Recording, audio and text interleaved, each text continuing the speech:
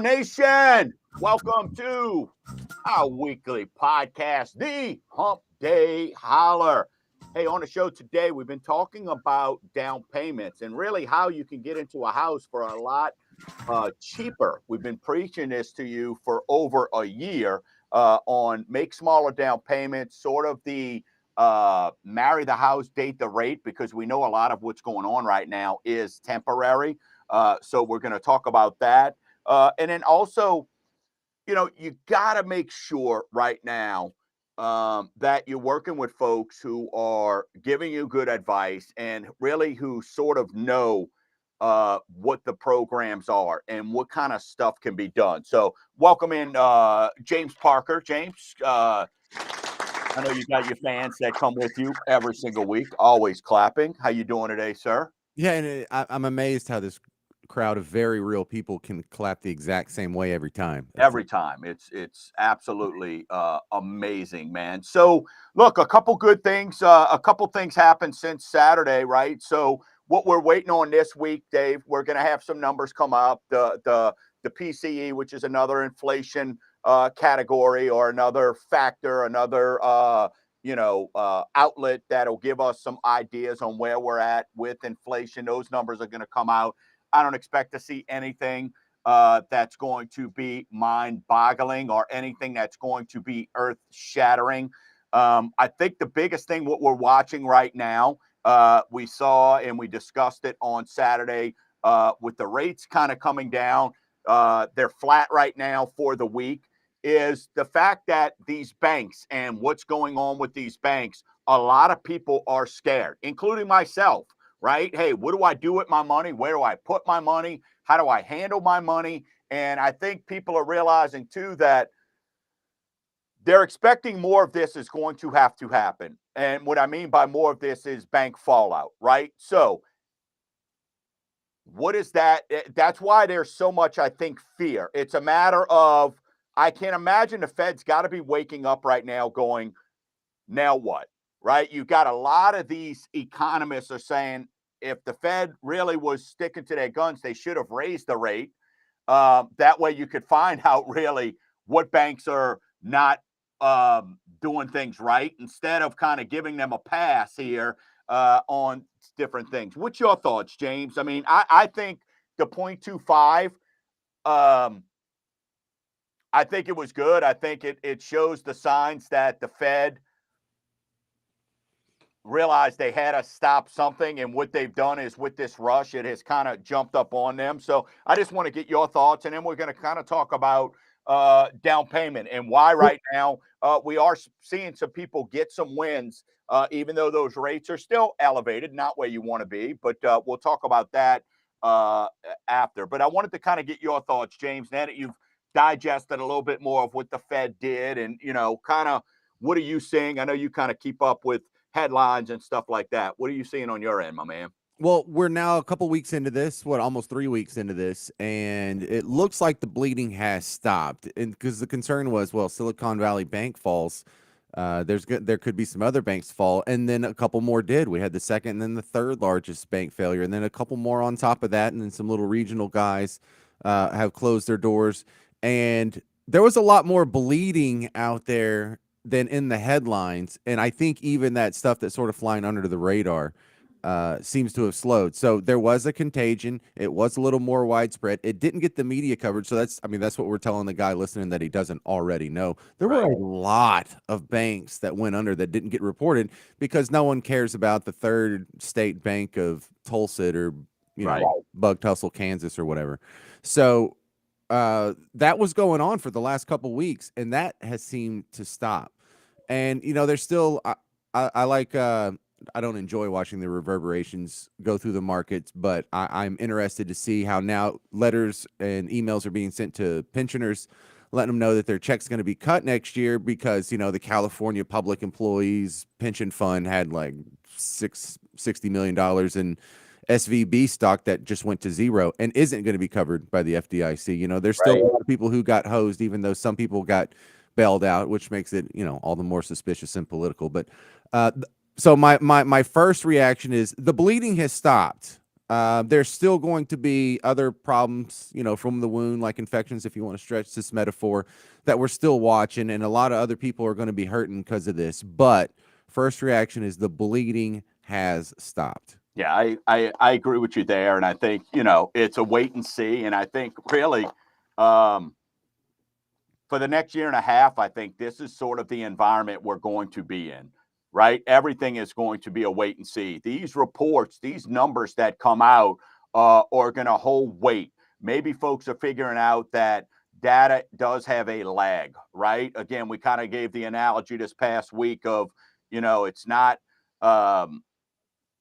where you hit the ball, it's when and it's where does the ball go, right? You can't just go, hey, I'm going to hit the ball to center field. You got to have somebody out there that's going to catch that ball. And I think as we're looking at this, that's where I think the Fed has made the mistakes in the past. They're busy working on the today and the now and not seeing what all these hikes do for the future. So, I want to ask from the point of view of the mortgage guy, if there is more contagion, if there is more bank collapses and, fear starts going, running rampant again, can't that be good for mortgage rates? Well, it just depends because where are these investors, where is their money at, right? Where do they have their funds at, right? I mean, it's not like these investors just sit over on a big pile of cash who buy in these mortgages and buy these bonds and they go, all right, and they kind of go under their desk or go into their little cachet and go, all right, hey, here's 100 million, go buy some loans this month, right? So there's a trickle down effect, like you said. There's a lot.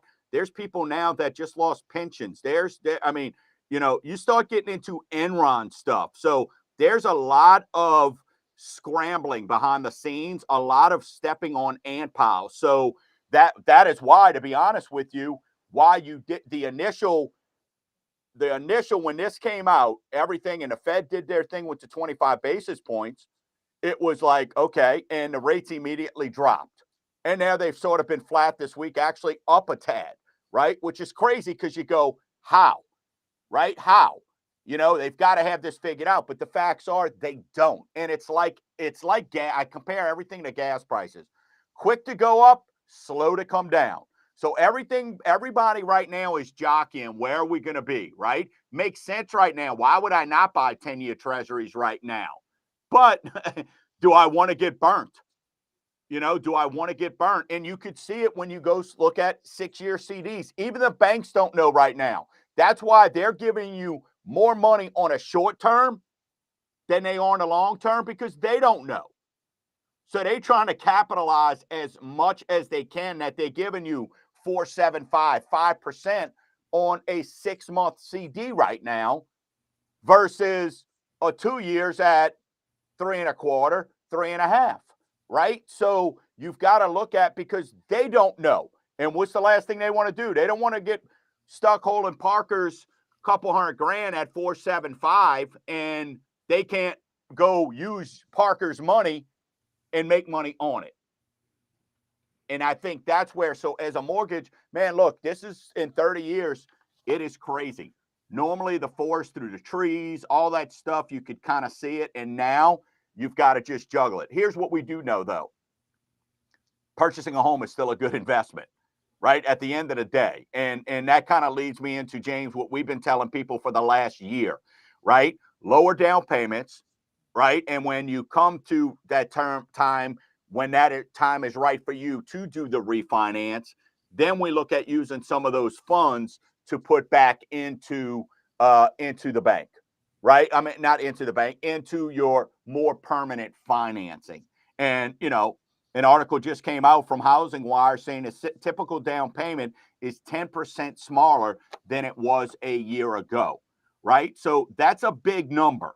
And that's why, and we're going to talk about all the different loan types on Saturday, because I think it's important that we review those. But that's why you're also seeing right now, probably the most popular loan out there right now is an FHA loan, James, Federal Housing Administration. It's a government insured loan. And I think that's why you're seeing that so much, because it's a lower down payment, but it gives you higher ratios. So you could still buy more house with less money. So there's a lot that's going on behind the scenes that we're still trying to get through. But, again, kind of excited about what we've been telling folks and that is you don't have to put a whole bunch of money up front.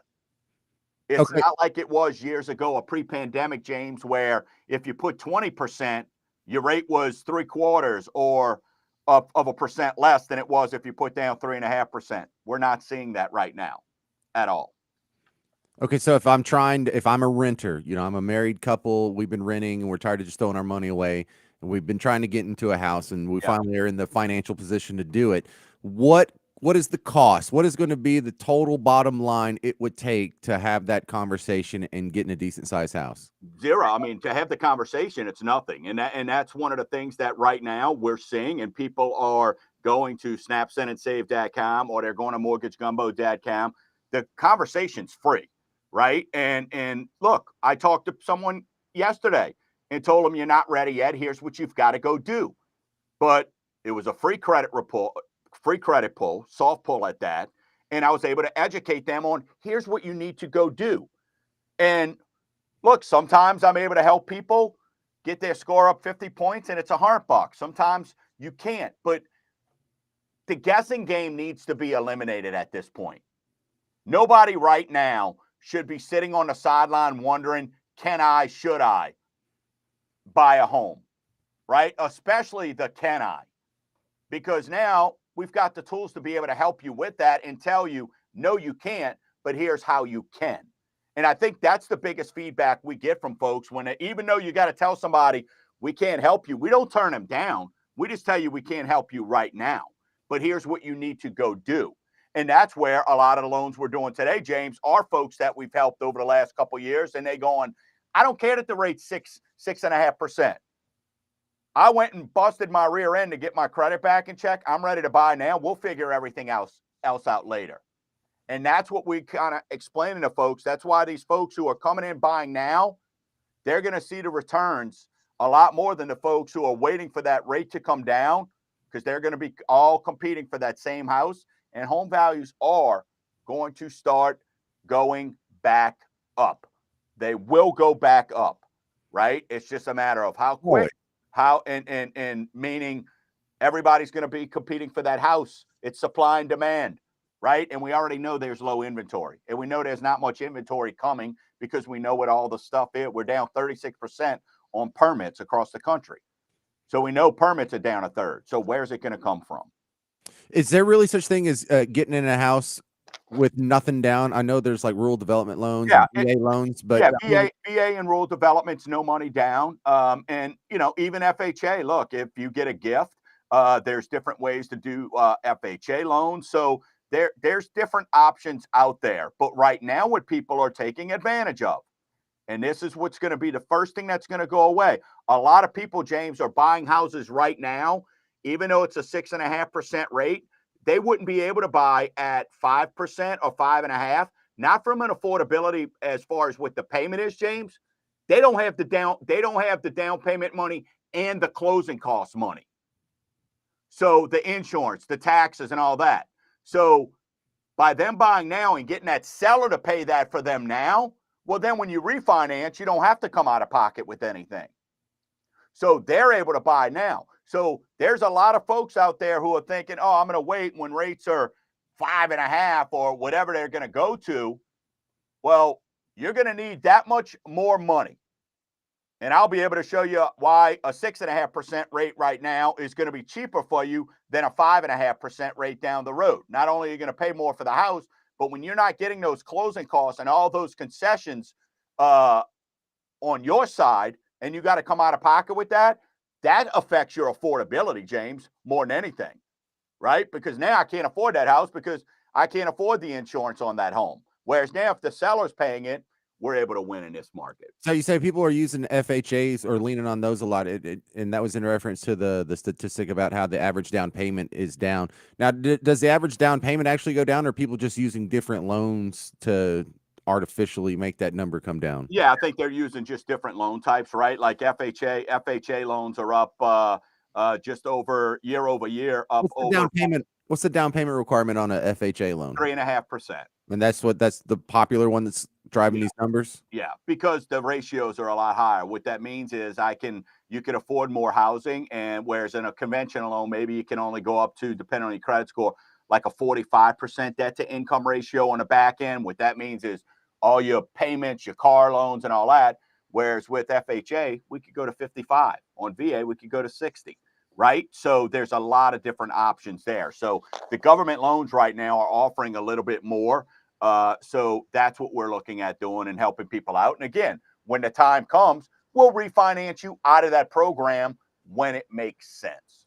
So I'm just trying to do some quick math here. If I'm getting a starter home, say $200,000, yep, and I use FHA, my down payment's going to be around $7,000. Yep, that's and correct. Then there's all kinds of little fees and insurance and yeah, I mean you got your taxes and insurances, or you're in a flood zone and all that stuff. So you're probably looking at another now with insurances, you're probably looking at another 3% or so. So that's where you start getting all that stuff paid for by the seller. So that way, that's all you're coming out of pocket with, right? So that's where the win comes in there. That's why the FHA loan, we're seeing a lot more of that. And so we look at all those options. That's why we recommend go to snapsendandsave.com.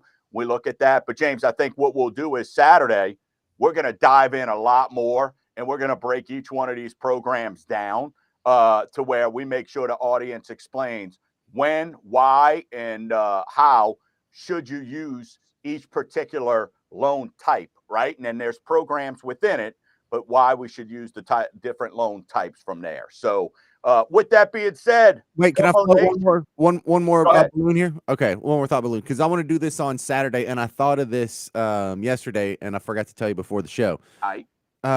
We need to go back and look at the difference again, because we haven't done this in a year, of the difference between buying a house on the North Shore and the South Shore, because I think the change in insurance is so drastic that it has altered that math. Yeah. And so I can think of a couple of personal friends of mine, two couples, they're both married. Okay. And they're looking to buy a house, and that's part of the discussion, buying on the North Shore versus the South Shore, because there's always been the crime, there's always been the property values, there's always been the roads, there's always been the schools. Yeah. But now insurance has tipped the scales for some people, and I think it might be tipping the scales for two of my married couple friends. Got somebody this week. You talk about insurance, James. We got a customer right now under contract, $190,000 house, and the insurance is $6,000. I mean, come on. Can't do it. You can't do it. It's done. It's a done deal. So, that's the heartbreaking part, right? Right now, it's not about rates. So, listeners, if rates is what's keeping you on the sideline, you're very mistaken, and maybe new to the show. But rates should be the last thing. Rates we can fix and adjust and do different things. Right now, it's the insurance. So that's why we need to be having these conversations. We'll figure out, obviously, you're going to get the best rate that you qualify, but we got to look at all of these other factors that you could take advantage of. So, Parker, you are the man. And I will see you Saturday, Gumbo Nation. Hey, home away from the show, 504-207-7600, or go to snapsendandsave.com. Free, no cost, no obligation, just answers on a free soft poll to let you know what you may or may not qualify for. Till Saturday, keep stirring the pot.